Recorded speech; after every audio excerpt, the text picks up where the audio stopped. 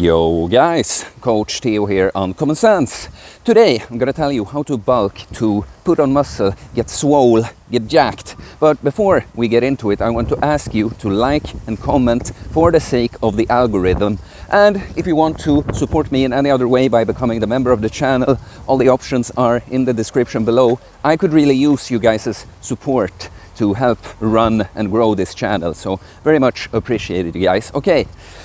Bulking, okay, it is the most, like if you talk about like what is the best supplement to grow muscle, and we're natural bodybuilders, we're not on roids or anything like that, the best supplement you can take is a calorie surplus, because it's going to put your body in a state of abundance. You know, you give the body everything it needs to function properly, repair, and more to grow, because that's the hierarchy the body uses.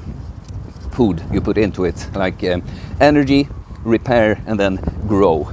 So a high quality calorie surplus is just the most, it's like the best supplement you can give yourself to put on more muscle. So before we talk about what you want to think about when you bulk, let's just talk about who should do it. Like if you are a fat ass, obviously you don't have to bulk. Like basically, if you can't see your abs, and it's not because you're super skinny, because we have those kinds of guys too. If you have fat covering up your abs and you're not already a quite advanced trainer, because someone who is quite advanced and has some extra fat, they could still benefit from bulking. It would still be like kind of a, you know, drug, like a supplement, like that, the calorie surplus. So basically, if you are skinny fat, you're in a perfect position to not really have to bulk, but actually just eat around your maintenance calories, eat enough protein, smash your workouts, and some fat is going to melt off of you as you put on muscle.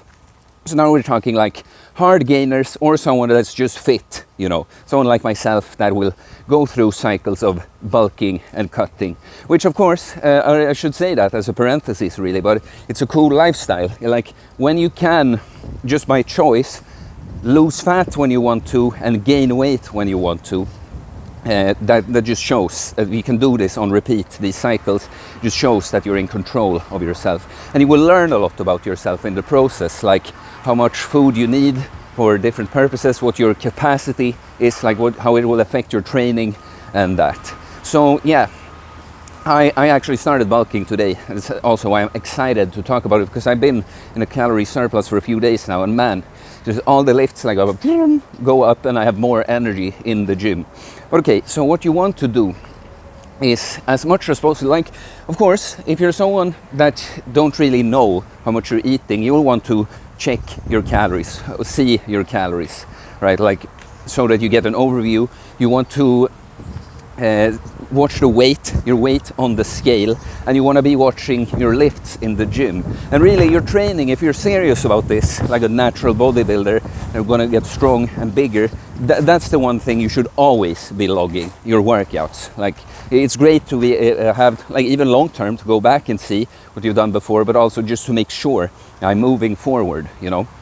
But so you should be gaining weight about 1 kilo per month. If you don't want to just pig bulk and put on a bunch of unnecessary fat, that's a good, like 1 kilo or 2 pounds per month. That's when we know that we're putting on quality tissue and a little bit of fat with it. And so be watching the scale, be watching the food, and be watching that you're actually progressing your workouts. Okay, so of course your workouts should be centered around like big lifts, progressive overload. I think you understand that. I feel a little stupid that I forgot to say, but of course the amount of protein matters too. What you should go for roughly is 2 grams per kilo body weight, or 1 gram per pound of body weight, but like goal body weight, that is. If you're very fat, again, it's not that you have to eat more protein. Wouldn't hurt for fat loss purposes, but that's not the topic right here.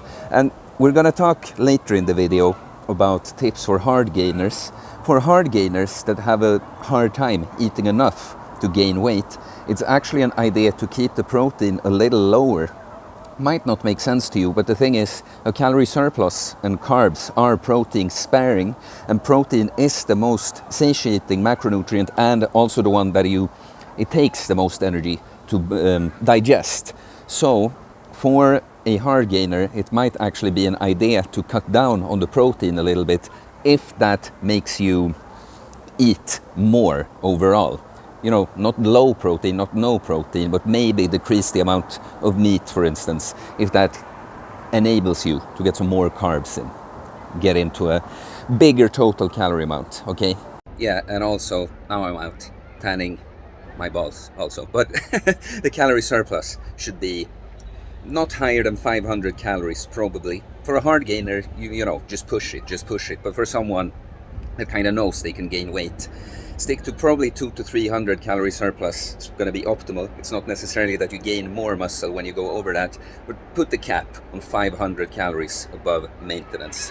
Which again, it's going to be hard to know exactly what your maintenance is, because your energy expenditure is going to go up as you get heavier and all this. But you know, just so you know kind of what you're aiming for.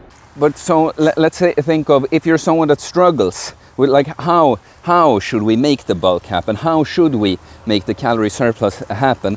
Well, of course, just watching the amount of food you eat, the calories and the weight, you're gonna know if you have to eat more. But like if you struggle with it, because some people, I know there's a lot of fat people that struggle with losing weight, follow this channel, but there are the opposite kind too. So if you're just like someone there with a naturally high metabolism, or really just someone with a poor appetite, that's something you can develop from a poor lifestyle too. Or if you're just like a young guy and you just naturally burn a lot more energy.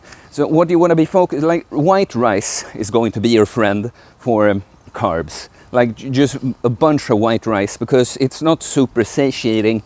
It's an easily, it's a starchy carb that you digest easily. I mean, there are people that are sensitive to rice, but generally it's going to be easy on the gut. And so just pushing a lot of white rice is going to be great for performance.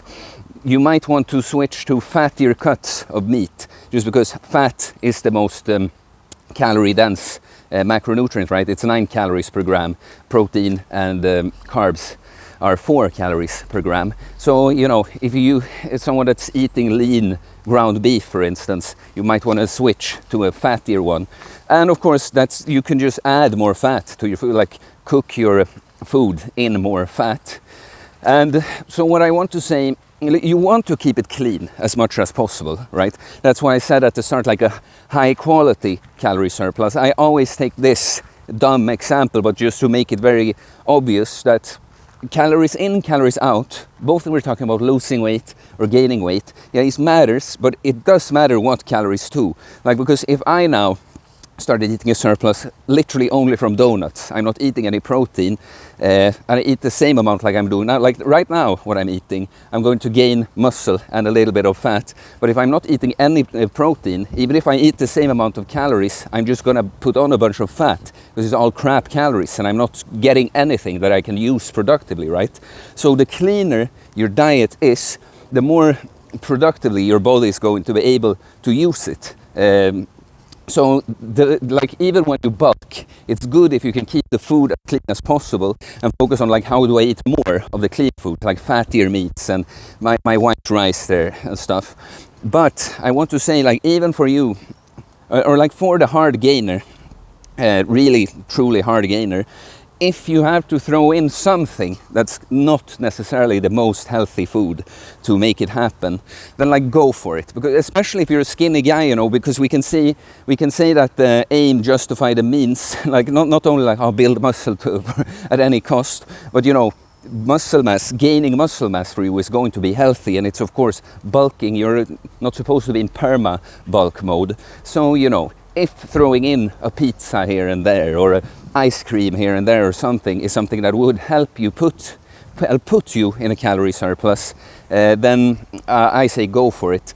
And of course you can always, like, there's going to be a difference between, there's not like healthy foods or unhealthy foods. There's of course a scale here, and something like a high quality pizza, for instance, like, you know, from a nice restaurant compared to some, you know, shit you buy and you put in the microwave, and that it's going to be a big difference in the quality of it. And of course you would still want to have a foundation of your like meats, rice, eggs, vegetables, fruits, honey, stuff like that. But if you have to throw in some other stuff on top of it to get there, then, you know, go for it. It's like me now. I don't really struggle. I can push a lot of food, but it just makes it easier to put in something that's a little nicer here and there. So my mom had made a blueberry pie. Thanks, Mom. And so during the weekend, pretty much ate on top of the food I ate this blueberry pie. And now I was here ready to just crush the gym, in like training PRs